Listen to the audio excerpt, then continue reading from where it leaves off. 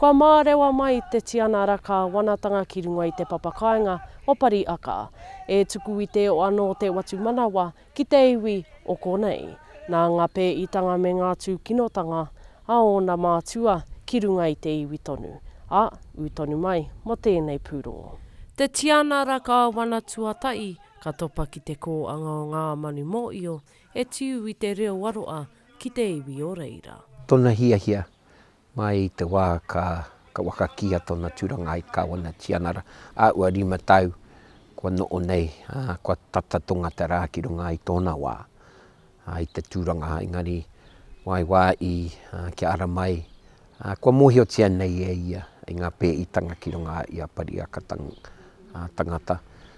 Parihaka Papakāinga, nā tāna āpia, tāna koro oike, tāna toko a tio arawera, nāna te wakaro, kia are mai. E i koe i te Papakāinga o Parihaka, e rere ai, a muri aroa, ki te iwi mōrehu o Parihaka.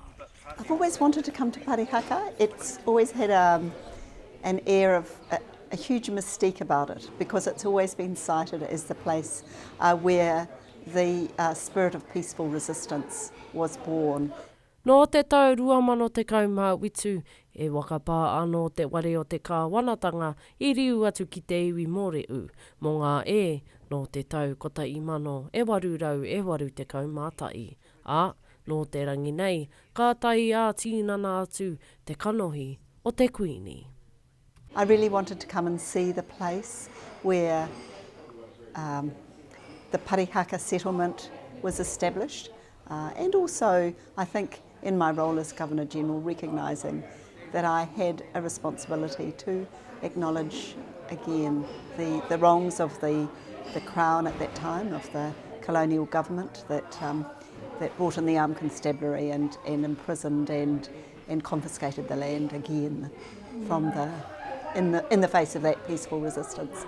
E are atu ki ngā runga o te iwi, mea rātau ia, e koke ai ki te āpōpō.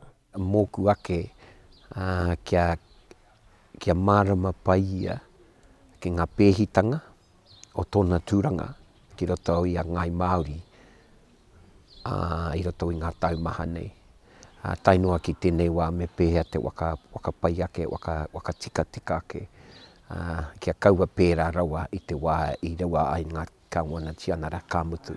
It's been a role of the Governor-General for, since 1840, to listen to the people and hear what the issues are and report back to the government and indeed to the Queen about the state of the nation, as it were. So I see it as part of my role as kaitiaki for Te Tiriti. Ko te wawatano nai mārewa ai te wanaketanga ki roto i ngā uatanga o te Papakāinga nei.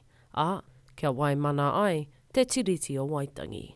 Aroha Broughton Pue, te reo o te uru.